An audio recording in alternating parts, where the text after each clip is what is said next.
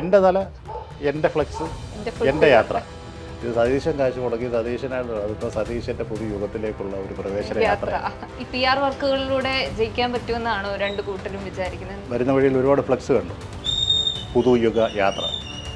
അതിനകത്ത് ഏറ്റവും വലിയ തല എത്ര തലയുണ്ട്? കേരളത്തിൽ സംഭവിക്കാൻ പോകുന്നത്, വരാൻ പോകുന്ന തിരഞ്ഞെടുപ്പിൽ NDAയുടെ ഒരു തേരോട്ടമായി.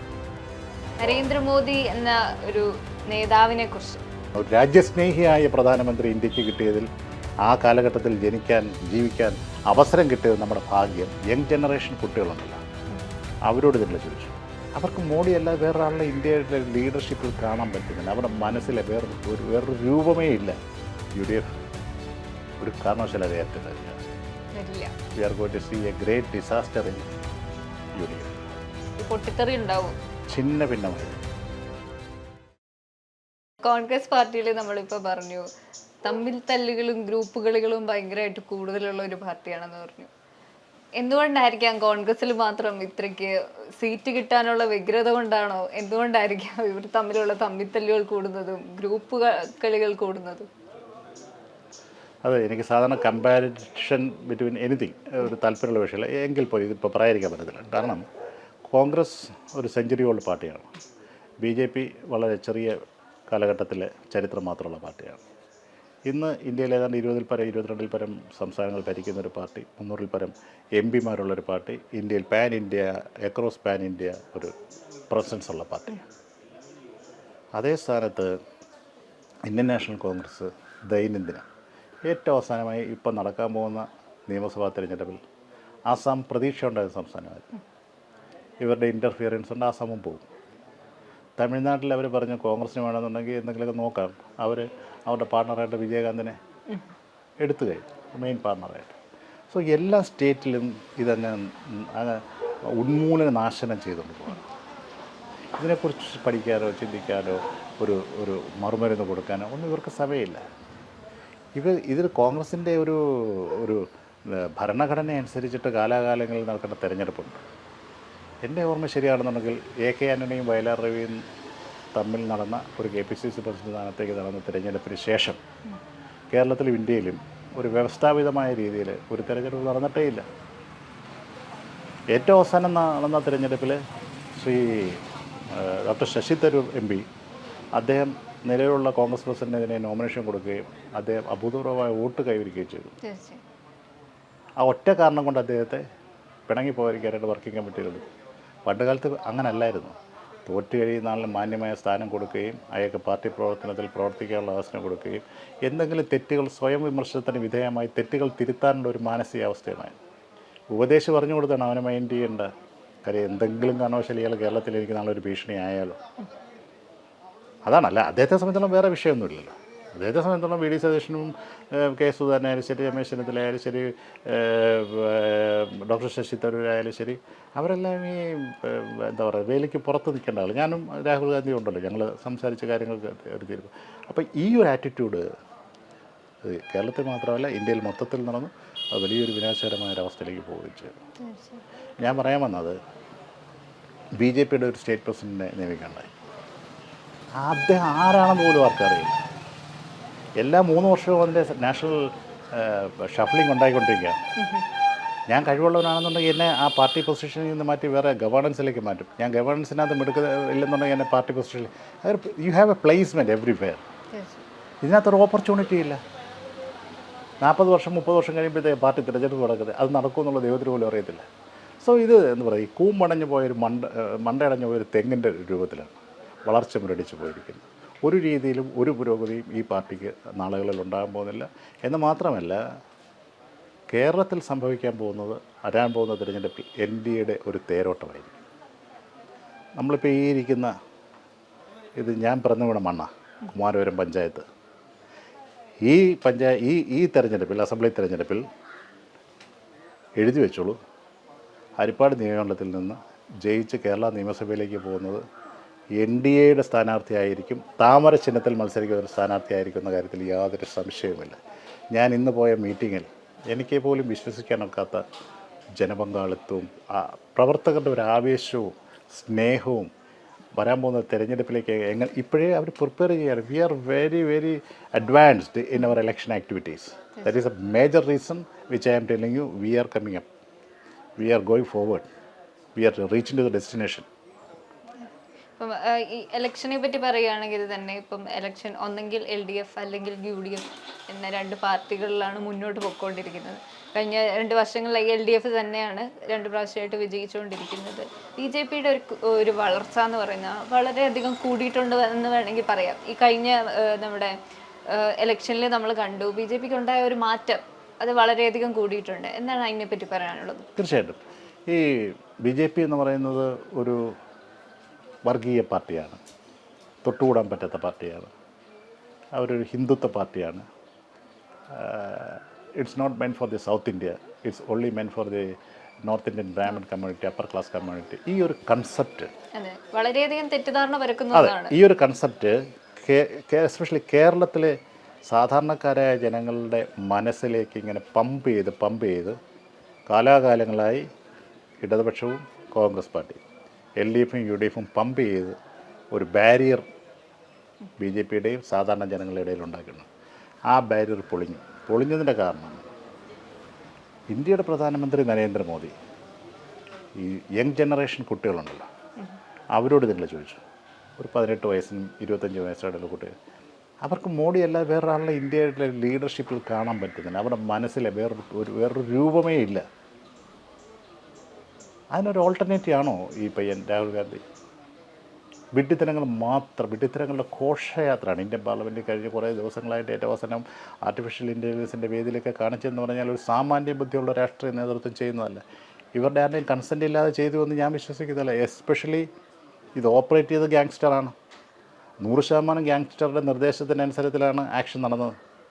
അല്ല, അതിൻ്റെ മോഡസവും പറഞ്ഞ് നമ്മൾ പറയുന്നില്ല, ചില മോഷണം നടന്നു കഴിഞ്ഞ് കഴിഞ്ഞാൽ ഈ സ്ഥിരം മോഷ്ടാക്കുള്ളൂ, ചില ജെല്ലയിൽ കൂടെ കയറത്തുള്ളൂ, ചിലർ പിന്നെ മുൻവശത്തെ വാതിൽ ചവിട്ടി തുറന്ന് കയറത്തുള്ളൂ എന്ന് പറയുന്നുണ്ട്. അതിൻ്റെ ആ മോഡസ് ഓപ്പറേറ്ററിന് കണ്ടാൽ അറിയാം ഇതിൻ്റെ പിന്നിലാരാണെന്ന്. അത് കേരളത്തിലെ കോൺഗ്രസ് പൊളിറ്റിക്സും KS യൂത്ത് കോൺഗ്രസ് പൊളിറ്റിക്സും പഠിച്ചവർക്ക് നന്നായിട്ട് അറിയാം who was behind the curtain mode. So leave it. ഞാൻ പറയാൻ വരുന്നത്, അപ്പോൾ ഇങ്ങനൊരു നെഗറ്റീവ് ഇമേജ് BJPക്ക് വളർത്തി അത് മാറി. ഏറ്റവും അവസാനം നടന്ന ഇൻസിഡൻറ്റ് അവരെല്ലാം പറയുന്ന മുസ്ലിം സമുദായമാണ് BJP തൊട്ടുകൂടാത്ത, BJPക്ക് മുസ്ലിങ്ങൾ ആരും വോട്ട് ചെയ്യത്തില്ല എന്നുള്ളതാണ്. മുസ്ലിം സമുദായത്തിൻ്റെ പൗരോഹിത്യ മേഖലയിലെ ഏറ്റവും അജയ്യനായി നിൽക്കുന്ന കാന്തപുരം, അദ്ദേഹത്തിൻ്റെ വാക്കുകൾ കേൾക്കാൻ വേണ്ടി ആയിരക്കണക്കിന് ലക്ഷക്കണക്കിന് പേരാണ് ഓരോ സമ്മേളന വേദിയിൽ ഇരച്ചെത്തുന്നത്. അദ്ദേഹം നേരിട്ട് പോയി മോദിജിയെ കണ്ട് കാര്യങ്ങൾ സംസാരിച്ചു. അവർ തമ്മിൽ ഉള്ള കമ്മ്യൂണിക്കേഷൻ, അതുണ്ടാക്കുന്ന ഒരു മെസ്സേജ്, ഒരു വൈബ് ആ സമൂഹത്തിൽപ്പെട്ട സഹോദരന്മാരടക്കം നാളെയിൽ ഇന്ത്യയുടെ മുന്നോട്ടുള്ള പ്രയാണത്തിൽ ഞങ്ങളോടൊപ്പം ഉണ്ടാകും എന്ന് ഉത്തമമായി വിശ്വസിക്കുന്നൊരു പൗരനാണ്. ഇപ്പം കോൺഗ്രസ് പാർട്ടിയെക്കുറിച്ച് പറയുകയാണെങ്കിൽ മുസ്ലിം ലീഗ് എന്ന് പറയുന്ന ഒരു ഘടകം കോൺഗ്രസിൽ ഇല്ല എങ്കിൽ നിലനിൽപ്പില്ലാത്തൊരു പാർട്ടിയായി മാറിക്കൊണ്ടിരിക്കുകയാണ് കോൺഗ്രസ് എന്ന് പറയുന്നത്. ഈ വരുന്ന ഇലക്ഷനിൽ തന്നെ കോൺഗ്രസിന് ഭരിക്കണമെങ്കിൽ ആ ഒരു സപ്പോർട്ടും അവർക്ക് വേണ്ട സീറ്റുകൾ കൊടുക്കാതെയും ഭരിക്കാൻ പറ്റുകയില്ല എന്ന് തന്നെ പറയാൻ പറ്റും. എന്നാൽ ഈ മുസ്ലിം ലീഗുമായിട്ടുള്ള ഈ കോൺഗ്രസിൻ്റെ ഒരു ആത്മബന്ധം അതങ്ങനെ പോകുന്നത് കൊണ്ട് കേരളത്തിൽ എന്തൊക്കെ മാറ്റങ്ങളായിരിക്കും സംഭവിക്കാൻ പോണത്? കുഞ്ഞാലിക്കുട്ടി സാഹിബ് വളരെ പരിണിതപ്രജ്ഞനായ ഒരു മുസ്ലിം ലീഗ് നേതാവാണ്. പല ചൂടുവെള്ളത്തിലും അദ്ദേഹം വീണിട്ടുള്ളതുകൊണ്ട് ഇനിയൊരു വെള്ളത്തിൽ വീഴാതിരിക്കാനായി വാക്കിലും നോട്ടത്തിലും പ്രവർത്തനത്തിലും വളരെ ശ്രദ്ധിച്ച് പെരുമാറുന്ന ഒരു നേതാവാണ്. പക്ഷെ സംഭവിക്കാൻ പോകുന്ന അതല്ല. സംഭവിക്കാൻ പോകുന്നത് 10 വർഷം പ്രതിപക്ഷത്തിരുന്ന് ശ്വാസം മുട്ടിയിരിക്കുന്ന ഒരു വിഭാഗമാണ് മുസ്ലിം ലീഗ്. അവരെ സംബന്ധിച്ചുള്ള അധികാരമില്ല എന്നുണ്ടെന്നുണ്ടെങ്കിൽ ജീവിതം തന്നെ, ശ്വസിക്കുന്ന വായു തന്നെ ബുദ്ധിമുട്ടില്ലാവുന്ന സിറ്റുവേഷൻ വരും. മെയ് മാസം കേരള അസംബ്ലിയിലെ തെരഞ്ഞെടുപ്പിൻ്റെ ഫലം പുറത്തു വരുമ്പോൾ UDF ഒരു കാരണവശാലും അധികാരത്തിൽ വരില്ല.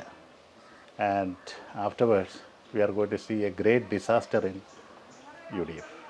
പൊട്ടിത്തെറി ഉണ്ടാവും, ഛിന്ന ഭിന്നമായി ബോംബിടുന്നത് പോലെ ചിതറിത്തെറിക്കും. അപ്പോൾ അതുകൊണ്ട് ഇവർ ഉപമുഖ്യമന്ത്രിയോ മുഖ്യമന്ത്രിയോ 5ാം മന്ത്രി പദമോ അതെല്ലാം ഹൈപ്പോത്തറ്റിക്കലാണ്. It's not going to happen. Then why you are wasting our time? ഇപ്പം ഇലക്ഷൻ പ്രമാണിച്ച് കോൺഗ്രസ് നടത്തുന്ന പുതുയുഗ യാത്ര, നമ്മൾ വരുന്ന വഴിക്കെല്ലാം ഫ്ലെക്സുകൾ കണ്ടുകൊണ്ടാണ് വന്നത്. കോൺഗ്രസിന്റെ മാത്രമല്ല കമ്മ്യൂണിസ്റ്റ് പാർട്ടിയുടെയും നമ്മളിപ്പോൾ കണ്ടു വികസന മുന്നേറ്റ ജാഥ എന്ന് പറഞ്ഞൊരു ഇങ്ങനെ കണ്ടു. ഈ PR വർക്കുകളിലൂടെ ജയിക്കാൻ പറ്റുമെന്നാണോ രണ്ട് കൂട്ടരും വിചാരിക്കുന്നത്? എന്താണ് അതിനെപ്പറ്റി പറയുന്നത്? അല്ല, വരുന്ന വഴിയിൽ ഒരുപാട് ഫ്ലക്സ് കണ്ടു, പുതുയുഗ യാത്ര. അതിനകത്ത് ഏറ്റവും വലിയ തല എത്ര തലയുണ്ട്? അല്ല, ശ്രദ്ധിച്ചോ, ഒറ്റ തലയേ ഉള്ളൂ. VD സതീശിൻ്റെ തല മാത്രമേ ഉള്ളൂ. അതുതന്നെയാണ് ഈ പുതുയുഗ യാത്രയുടെ പരാജയം. അതുതന്നെയാണ് ഓരോ നേതാവിൻ്റെയും മൈൻഡ് സെറ്റ്. ഇത് സതീശൻ കാശ് മുടക്കി സതീശനായിട്ട് നടത്തുന്ന സതീശൻ്റെ പുതുയുഗത്തിലേക്കുള്ള ഒരു പ്രവേശന യാത്ര.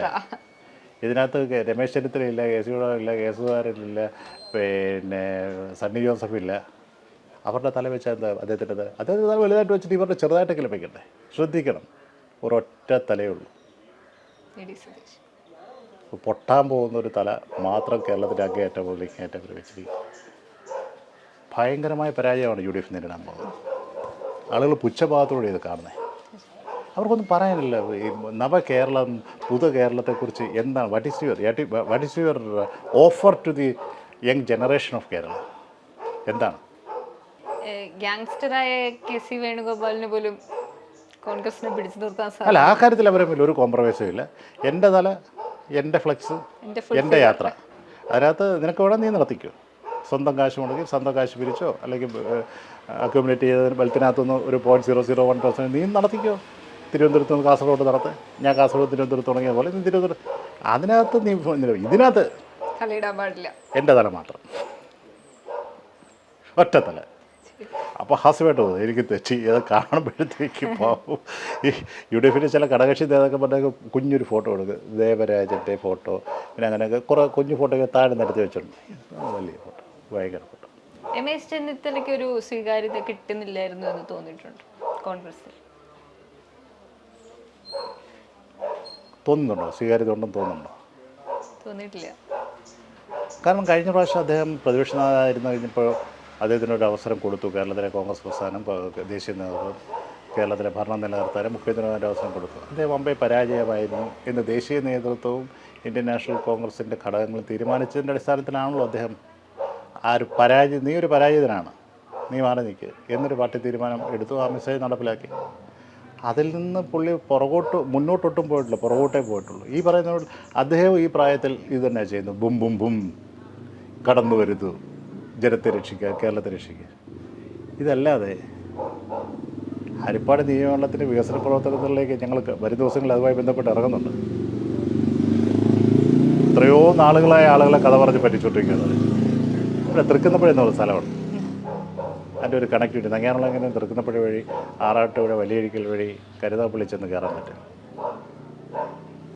ഒരു പാലം പരമാവധി വന്നു കഴിഞ്ഞാൽ ഒരു 100 മീറ്റർ ലെങ്ത്. 7 വർഷമായി.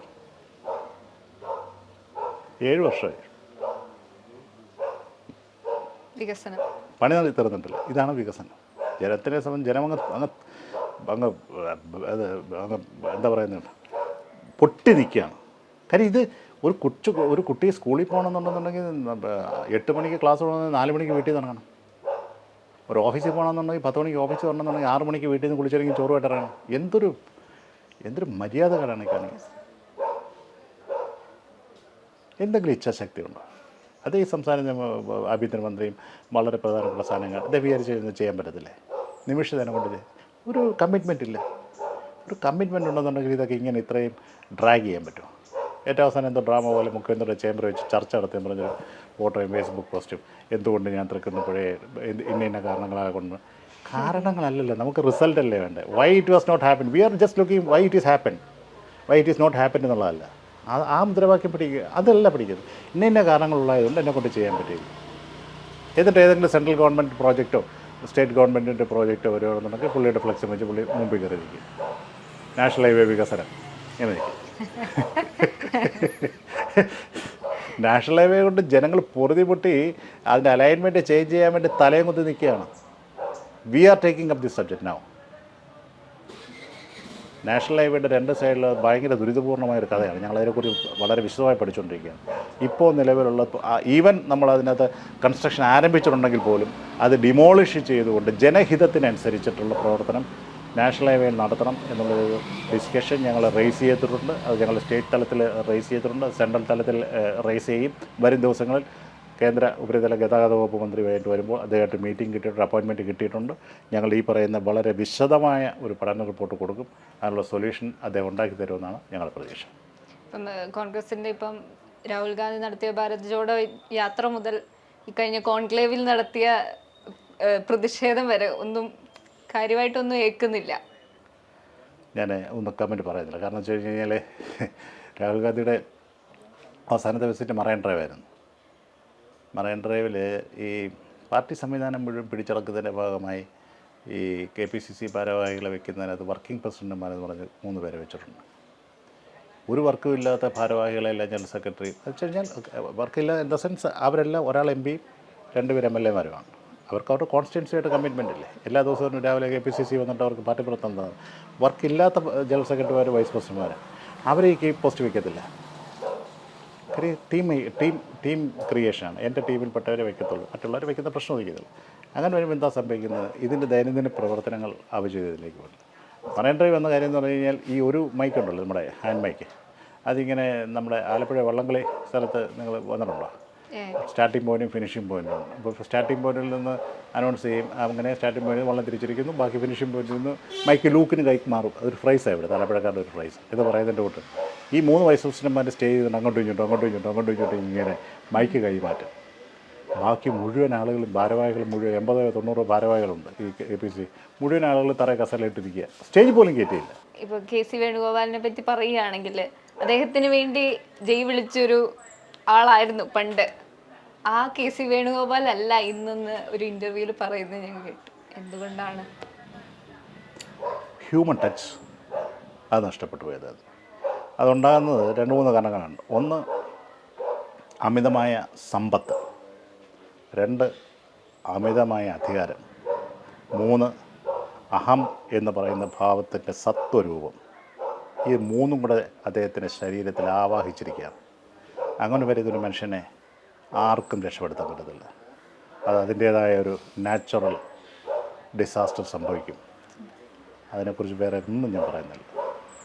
ലാസ്റ്റ് ക്വസ്റ്റ്യൻ ചോദിക്കുകയാണെങ്കിൽ നരേന്ദ്രമോദി എന്ന ഒരു നേതാവിനെ കുറിച്ച്, ഈ ഭാരതത്തിൻ്റെ ഒരു നാഥൻ എന്ന നിലയിൽ അദ്ദേഹത്തെ പറ്റി എന്താണ് പറയുന്നത്?